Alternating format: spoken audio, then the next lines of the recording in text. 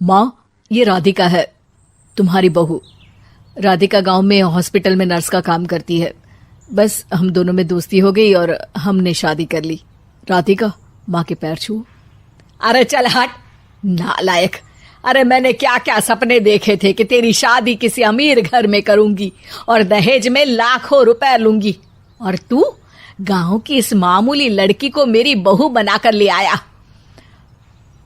लेकिन बेटे की जिद के आगे सुनीता देवी मजबूर हो जाती है। राधिका सुनीता देवी को फूटी आंख भी नहीं भाती थी। तुम चिंता मत करो भाग्यवान, हम दोनों मिलकर अपनी बहू को इतना सताएंगे कि वो हमसे तंग आकर ये घर छोड़कर चली जाएगी।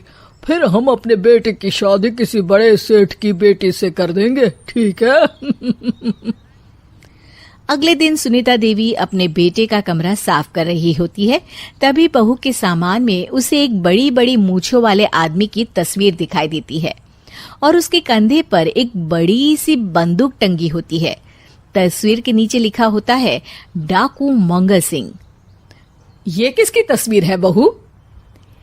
ये मेरे पिताजी की तस्वीर है। बस फिर क्या था। ये सुनते ही सुनीता देवी के हाथ पैर कांपने लगते हैं। वो भागती हुई सीधा अपने पति के कमरे में जाती है। अरे गजब हो गया जी, गजब। अरे क्या हो गया भाग्यवान? हमारी बहू एक मशहूर डाकू मंगल सिंह की बेटी है। हे भगवान, अब क्या होगा? क्या कहा? डाकू मंगल सिंह? अरे मर गए रे। सुना है वो तो बड़ा ही खतरनाक डाकू है, मारता ज्यादा है गिनता कम है। लोग तो लोग, पुलिस वाले भी उसके नाम से कांपते हैं। अरे सुना है वो तो हर हफ्ते 2-4 लोगों का ऊपर का टिकट कटवा ही देता है। हे भगवान, अब हम क्या करेंगे? ये हमारे नालायक बेटे ने कैसी मुसीबत हमारे गले बांध दी। हाँ वो तो है, अगर हमने बहू को जरा भी तकलीफ दी तो उसका बाप मंगल सिंह हमें गोली से उड़ा देगा। अब जो मैं कहता हूँ उसे ध्यान से सुनो। तुम बहू से बिल्कुल घर के काम मत करवाना, और ध्यान रहे उसे किसी प्रकार की तकलीफ नहीं होनी चाहिए, समझ गई ना? और ऐसा ही होता है। अगले दिन सुनीता देवी रसोई में खाना बना रही होती है कि तभी, ये क्या माँ जी, मेरे रहते आप खाना बना रही हैं? चलिए हटिए, मैं खाना बना देती हूँ। अरे नहीं नहीं बहू, तू यहाँ क्यों आ गई? जा, तू अपने कमरे में जाकर आराम कर, मैं खाना बना लूंगी। सुनीता देवी जिद करके राधिका को भेज देती है। फिर एक दिन, अरे फर्श पर कितनी धूल जमी है, माँ जी देखेंगी तो नाराज हो जाएंगी, मैं अभी यहाँ पोछा लगा देती हूँ। राधिका जैसे ही पोछा लगाने लगती है कि तभी उसके ससुर की नजर उस पर पड़ती है। बंसीलाल भागता हुआ वहां आता है। अरे नहीं नहीं बहू, तुम ये क्या गजब कर रही हो? बहू तो बेटी समान होती है और हम ना अपनी बेटियों से काम नहीं करवाते। तुम आराम से बैठकर YouTube पर किड लॉजिक चैनल की सास बहू की कहानियां देखो। वो लोग ना बहुत अच्छी अच्छी कहानियां बनाते हैं। सच? आप देखते हैं? अरे मैं तो रोज देखता हूँ। शहर की बहू तो मेरी फेवरेट कहानी है। हाँ, ये कहकर बंसीलाल पोछा लगाने लगता है। इस तरह राधिका के सास ससुर सारा दिन उसकी खुशामद में लगे रहते हैं और उसे किसी महारानी की तरह रखते थे। कैसा लगा बहू? पिज्जा टेस्टी तो है ना? अच्छा, मीठे में क्या खाओगी बोलो तो?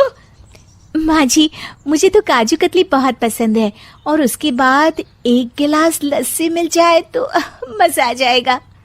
ये सुनते ही सुनीता देवी अपने पति को कोहनी मारते हुए कहती है, अरे सुना नहीं बहू क्या मांग रही है? जल्दी से भागकर बाजार जाइए और सब खरीद कर ले आइए। हाँ हाँ भाग्यवान, अभी जाता हूँ। राधिका की तो 5 उंगलियां घी में थी। वो तो अपने ससुराल में मजे कर रही थी। दूसरी तरफ राधिका की सास उसके लिए कभी नई साड़ी खरीद लाती तो कभी उसके लिए नए गहने बनवा देती। फिर एक दिन डाकू मंगल सिंह अपनी बेटी राधिका से मिलने अपने आदमियों के साथ आता है। उन सबको देखते ही राधिका के सास ससुर डर के मारे कांपने लगते हैं। मर गया रे। डाकू मंगल सिंह तो सच में कितना डरावना दिखता है, ऊपर से इतनी बड़ी बंदूक लेकर घूमता है। कैसे हैं समधी जी? क्या हुआ? आप इतना घबरा क्यों रहे हैं? और आपको इतना पसीना क्यों आ रहा है? आपकी तबीयत तो ठीक है ना? जी अभी तक तो ठीक है, पर लगता है बहुत जल्द खराब होने वाली है। क्या कहा आपने? जी कुछ नहीं, बताइए बताइए कैसे आना हुआ। दरअसल आज आपके शहर में हमारी नाटंकी मंडली का प्रोग्राम है, तो इसी बहाने सोचा बेटी का ससुराल भी देखता चलूं। ये सुनते ही राधिका के सास ससुर हैरान हो जाते हैं। क्या कहा? आप नौटंकी में काम करते हैं? हाँ माँ जी, पिताजी डाकू की एक्टिंग बहुत अच्छी करते हैं, उन्हें तो कई अवार्ड भी मिल चुके हैं। और ये बंदूक, ये तो असली लगती है। तभी राधिका के पिताजी अपनी नकली मूंछ निकालते हुए कहते हैं, इस मूंछ की तरह यह बंदूक भी नकली है। ये तो छर्रे वाली बंदूक है, इससे तो मैंने आज तक चिड़िया भी नहीं मारी। और खोदा पहाड़ निकला चूहा, इसका बाप तो मामूली नौटंकी वाला निकला, और हम इससे डर कर बहू की नौकरों की तरह सेवा कर रहे थे। आपने सही कहा जी, इसके पीछे मेरे कितने पैसे खर्च हो गए, और काम कर करके मेरी तो कमर टूट गई सो अलग। अरे बहू, तूने अपने पिताजी के बारे में हमें पहले क्यों नहीं बताया? राधिका मुस्कुराते हुए कहती है, आपने तो कभी पूछा ही नहीं ना माँ जी।